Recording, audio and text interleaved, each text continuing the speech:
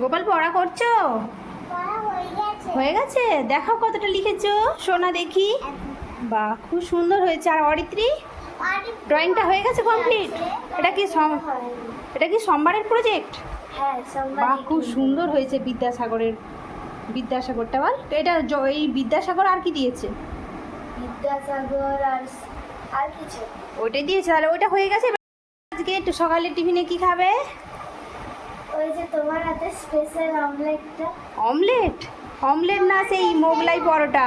হ্যাঁ, এগ মোগলাই বলো। ও আচ্ছা, সেটা ডিম দিয়ে যেটা করি স্পেশাল, সেটা ওটা খুব ভালো খেতে। ওটা খেতে ভালো। কারণ আজকে তো শনিবার, কালকে রবিবার রয়েছে, ওই জন্য শনিবার একটু স্পেশাল। আর রবিবারেও ওরা চায় যে রোববার আর শনিবারটা একটু ভালো টিফিন করে দিই ওদিকে। আর সেটাই এখন দেবো ওদিকে। চলুন যাই, এখন রান্নাঘরে যাই, ওদের জন্য স্পেশাল মোগলাই পরোটা বানাবো। আর যেটা হচ্ছে এগ দিয়ে হবে, আর সঙ্গে থাকবে হালকা সবজিও থাকবে। চল বাবু, পড়া করে নে, আমি আসছি। চল। হ্যাঁ হ্যাঁ, ঠিক আছে, করো। আমি এটা তোমার জন্য খাবার বানাই। তোমরা এত সুন্দর পড়া করলে। চলে যাই। এসে গেছি রান্নাঘরে বাচ্চাদের একদম পছন্দের টিফিন বানানোর জন্য। আর প্রথমে নিয়ে নিয়েছি যে আমুল দুধের গুঁড়ো। এটা 10 টাকার প্যাকেটকে আমি গরম জলের মধ্যে গুলে রেখে দিয়েছি। আর এখানে একটা মিডিয়াম সাইজের আলুর অর্ধেকটা আমি পুড়ে নিচ্ছি, সেদ্ধ করা আলু। আর এই দেখুন ভালো করে পুড়ে নিচ্ছি। আর এই এগ মোগলাই পরোটাটা না একটু অন্য স্টাইলে করবো। আর এই আমার হাতের এই যে এই এগ মোগলাই পরোটাটা বাচ্চারা ভীষণ পছন্দ করে। আর এই যে একটা করে খেলেই ওদের পেট ভরে যায়। আর এখানে একটা ডিম ফেটিয়ে দিলাম। আর এরপরে আমি এর মধ্যে দিয়ে দেবো 1 বাটি ময়দা। এই কেউ কেউ ময়দা ইউজ করে, কেউ আটাও ইউজ করতে পারেন। ময়দাটাই এখন আমি দিচ্ছি। কখনো কখনো আটা দিয়েও করি, ঘুরিয়ে ফিরিয়ে দিই। আর এখানে আমি পেঁয়াজ কুচিয়ে রেখেছি, আর 2টো কাঁচা লঙ্কা, টমেটো একটা গোটাই দিলাম। আর এখানে এই যে দুধটা গুলে রেখেছিলাম, এটাও আমি এর মধ্যে দিয়ে দিচ্ছি। আর দুধটা দিলে বাচ্চাদের মধ্যে একটু প্রোটিনও গেল, দুধ ডিম সমস্ত কিছুই রইলো।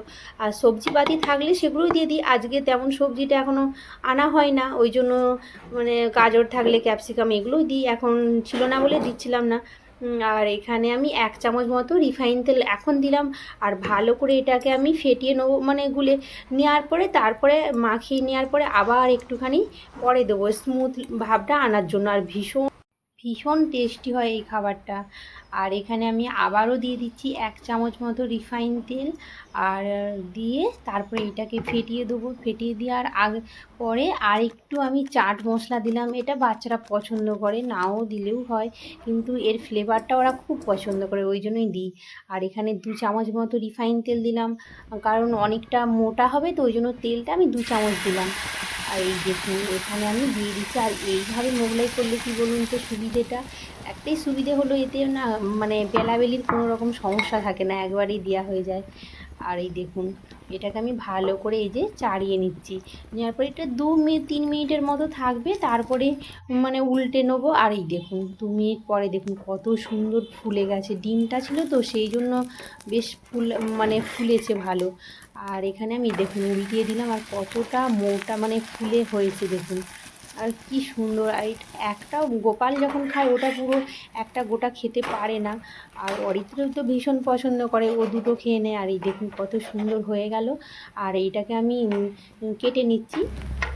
আর কেটে এই দেখুন একটা একটা করে এবারে আমি তুলে নেবো। বাচ্চাদেরকে না একটু ঘুরিয়ে ফিরিয়ে ওদের টিফিন বলুন আর দুপুরের খাবার বলুন একটু দিলে আর সাজিয়ে গুছিয়ে দিলে ওরা না খাবারের প্রতি ওদের আগ্রহটা আরও একটু বেড়ে যায়। আর ওদের ভালোও লাগে খেতে, ওই জন্য সবসময় চাই মানে একটু ঘুরিয়ে ফিরিয়ে ওদিকে টিফিন বলুন যাই বলুন করে দিতে। আর তাহলে ওদের মানে ওদেরও ভালো লাগবে, আর আমারও তো ভালো লাগে এমনিতেও রান্নাবান্না করতে। এই দেখুন কত সুন্দর হয়ে গেল। আর এইভাবে যে করলাম এটা বড় থেকে ছোট সবার ভীষণ পছন্দ। আর আপনারাও অবশ্যই বাড়িয়ে একবার করে দেখতেই পারেন, আর ভীষণ ভালো লাগবে। আর এই দেখুন কত সুন্দর হয়ে গেল। এখন একটু পেঁয়াজের স্লাইস আর হচ্ছে সস দিয়ে ওদিকে দিয়ে দেবো, ওরা এখন খেয়ে নেবে। আর চলুন আজকের ভিডিও আমি এখানেই শেষ করছি। দেখা হবে আরও একটি নতুন ব্লগে। ততক্ষণ সুস্থ থাকবেন, ভালো থাকবেন। আর আমার চ্যানেলে নতুন হয়ে থাকলে অবশ্যই লাইক শেয়ার সাবস্ক্রাইব করবেন।